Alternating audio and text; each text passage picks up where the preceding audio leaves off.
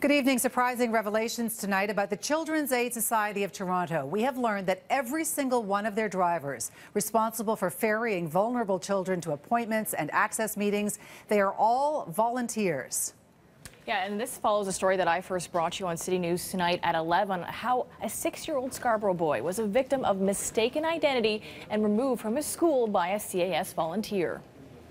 I felt like I failed my son because no matter what, it's my responsibility to keep him safe. This mother refusing to send her child back to school today, saying her trust in Walter Perry Public School is now shattered.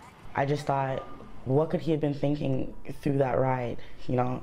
Her 6-year-old son wrongly taken away from a school Tuesday, put into a Children's Aid Society van and taken on a nearly 3-hour ride. And the first indication that something was wrong was when his mother got an automated call from a school saying her son was marked absent. Nearly fainted about 4 times, and that's when I started to make my walk down to the school. First told by staff the boy's grandmother had picked him up, this mother then went into panic mode. In reality, he was taken to CAS offices. A very unique situation, unique kind of parts of this situation that have come together, obviously to result in this horrible mistaken identity. That's why we've reached out to the parent to do anything we can. Obviously, we've apologized. It shouldn't have happened. The mother says her son was mistaken for another student at the school with the same first name. She was told by staff the volunteer driver only asked for the child by their first name when they came to pick him up. Her son was pulled out of class and told his grandmother was waiting, but he was then taken to CAS offices instead. He arrived maybe about 15 minutes to 3, and he was like, "Mom, a stranger took me." And I cried.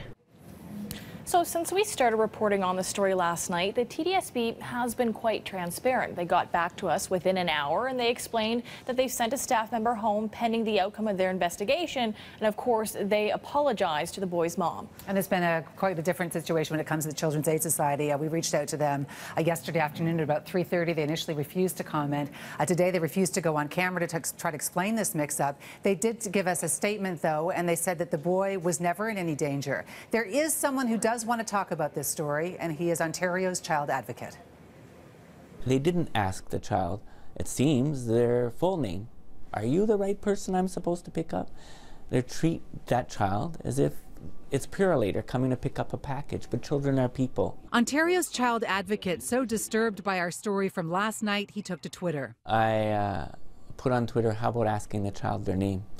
And I did that because I see this story as another example, a symptom of a larger problem, which is that we don't have a child-centered, child-focused system. We don't have a system that listens to children. The 6-year-old boy called out of class believing he was seeing his grandmother, told his mom he tried to resist going with a CAS volunteer driver, a complete stranger. I know he said it before getting placed into the vehicle that you're not my grandmother, because that's who she presented herself to be as a grandmother. So he automatically put up resistance right there. And as I said, that's when he said that she grabbed him by the arm and roughly placed him inside the vehicle. The Children's Aid Society of Toronto tells us in a statement the child was never in any danger nor distress and was, according to the driver, very pleasant and a happy little boy. They say the volunteer driver called the school before pickup and confirmed the child's first and last name. She asked for the child at the office and a child was presented to her. CAS calls this an unfortunate case of mistaken identity. But Ontario's child advocate says there are serious consequences when agencies in charge of protecting children don't listen to those children, a void he hopes will be filled by new legislation. The new legislation comes from Caitlin Sampson's inquest, where a child who was not listened to, not even asked if they were okay, ended up dying. In this case, thank God, the child didn't die, but certainly in the life of that 6-year-old, probably it's one of the more traumatic things that's happened to them. And so it may surprise you to learn, as it did us, that the CAS said that all of their drivers are volunteers, but they do want to stress that they do undergo rigorous police and background checks. We are still waiting for more information on the extent of their training. We do know that there was a meeting with CAS volunteer drivers today, and we are told that they will review whether changes need to be made to their pickup protocol. Now, the mother of that 6-year-old boy reached out to us to share her story in a search for answers and to try to make sure that this doesn't happen again.